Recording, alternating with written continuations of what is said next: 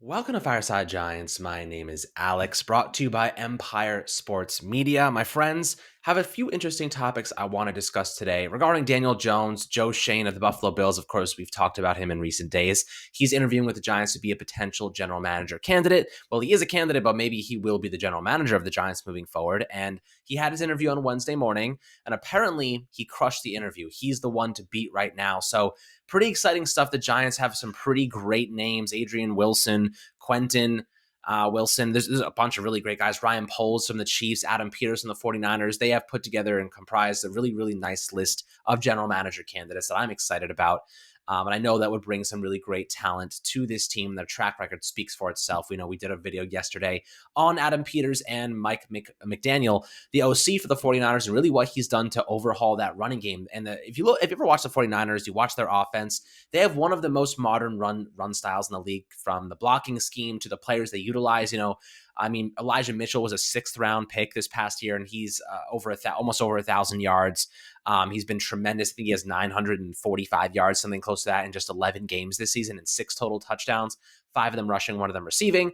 So he's had a tremendous year, and that just proves that when you have a great scheme, great blocking up front, you can accomplish anything on the ground. You don't need a Saquon Barkley. You could have a Jeff Wilson, who was a stud and really helped me out at the end of the fantasy season, or an Elijah Mitchell or a Trey Sermon, who they drafted in the 3rd round. So, when you're looking at the talent they have, they've outperformed and they've really overwhelmed in terms of the expectations. So that's really nice to see, and why Adam Peters is one of the most lucrative potential executives and front office guys in the league right now. And I think Matt Lombardo of Fanside had said that an executive told him he is the best assistant GM in the league. He is the guy you want running your team, running your franchise. And I'm just happy the Giants are going out and finally looking outside of their bubble to find a candidate. And I think that Adam Peters, Joe Schoen, Osen Forts, Hortiz, there's a ton of really great options. So doing your due diligence is totally fine. They got to really go in there and make sure they're the right guy.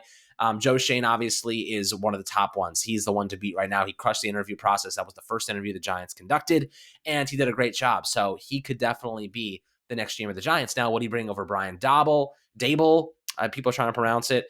Dable, or are you going to look at maybe a Brian Flores, who I would love as well? He has experience as a head coach, which stands out to me. So that's something I would consider if I was a GM and joining the Giants. And this job got really, really exciting out of nowhere. Firing Joe Judge, 2 first-round picks in the top 10, one of them being 5, the other one being 7 or 8. I believe it's 7. So the Giants have a lot of luxuries. Now, the cap situation, definitely not ideal.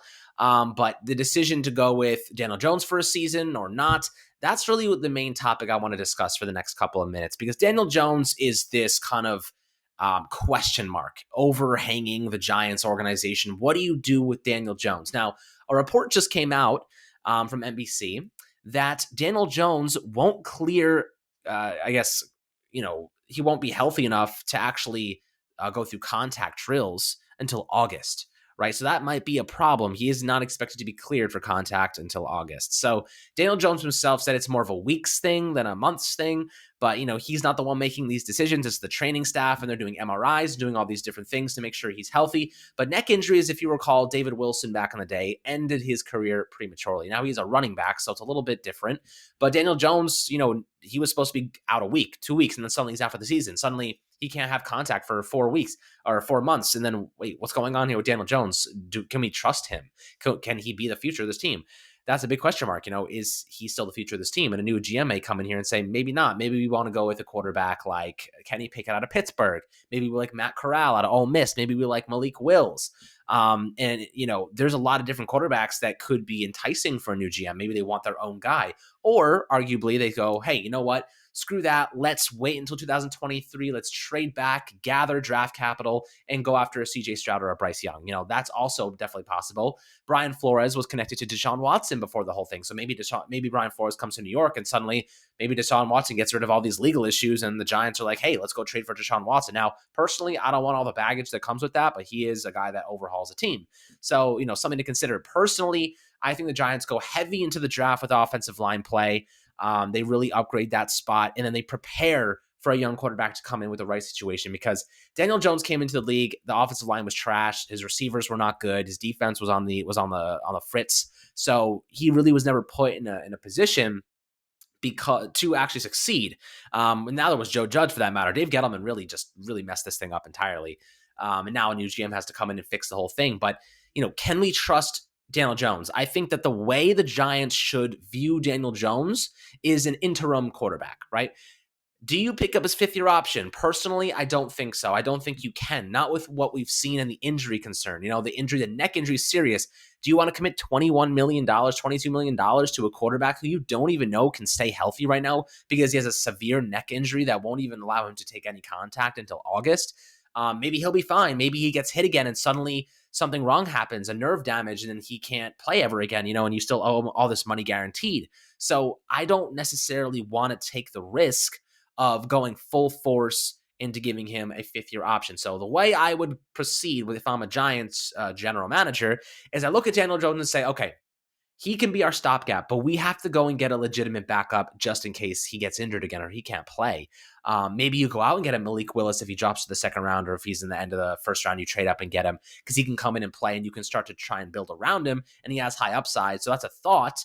But realistically, I think the Giants got to be looking at a pretty decent backup quarterback to have the back of Daniel Jones in the interim. So you roll with DJ for one season, you build an offensive line, you build your defense up, you get the coaching staff in place to establish the scheme, and then you get a quarterback in here who can really take advantage of that year of progress. I think that's the ideal way to go about this. You cannot prematurely draft a quarterback like a Kenny Pickett or something with no offensive line. You're going to doom them again. You can't do it. You have to be patient, have to do this the right way. Next year's kind of a toss-up year. So the couple of backup quarterbacks that I would consider, maybe Ryan Fitzpatrick. Marcus Mariota is a guy that a lot of people talk about. I think Marcus Mariota has a very similar play style to Daniel Jones.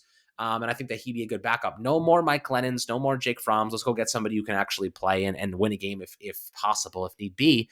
But I think it really comes down to this. If the Giants go with an Adam Peters, Mike McDaniel scheme, tandem there, you're looking at a heavy running game. It doesn't really rely on the quarterback all that much. You're looking at your guys like Kadarius Toney. You're giving them the ball. You're giving, if Saquon stays, you're giving Saquon the ball. Kenny Galladay, you're finding ways to scheme these guys open. I think Mike McDaniel would actually do a tremendous job maximizing the talent we have on the roster right now. Now, Brian Daboll, would he be able to do that? I'm not totally sure. There's been a lot of people that say, I don't like Brian Daboll. He's not the same guy. He's not that ingenious kind of coach that Mike McDaniel is. Even though he looks like your local weed dealer, he's not the same thing. So it's definitely polar opposites here. It depends what GM the Giants go after because he's going to have the ultimate say in this. So it's interesting. We have a couple of really interesting days coming up for us Giants fans. I'm excited. I have hope once again. I'm excited to see where this team goes and how they can progress and really if they get the right guy. Because John Maris said, or at least he tries to guarantee, we're going to get this right this time. We're going to get it right this time. Do I trust him? Absolutely not. He said that last time with Joe Judge. Every 2 years with the same shit over and over again. So I kind of want to see action. I don't want to see words, but I think the best thing the Giants can do now is build a team for a young quarterback to come in and succeed. They cannot force a young quarterback into a team that is not ready to win, not ready to progress. This team is starting from tier one again. We're starting from the ground up. Foundation has to be rebuilt because a new general manager may have a different philosophy and ethos than Dave Gettleman and Joe Judge. And in fact, they definitely will have a different philosophy on how to build a roster. So there's going to be a lot of changes. I expect a couple of trades, open up some draft capital, open up some cap space. Maybe James Bradbury's on the market. At this point, if you're hitting rebuilds, get everything you can get out of these guys. And maybe Blake Martinez, I know he's coming off an injury.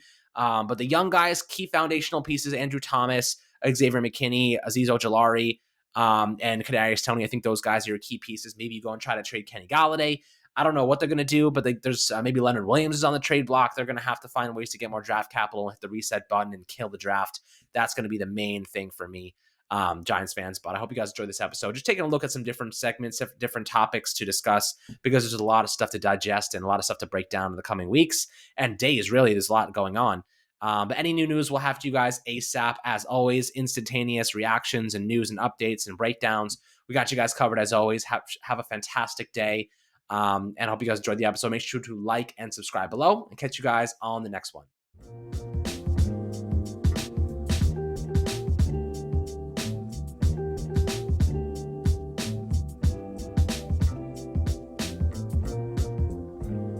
TVSO.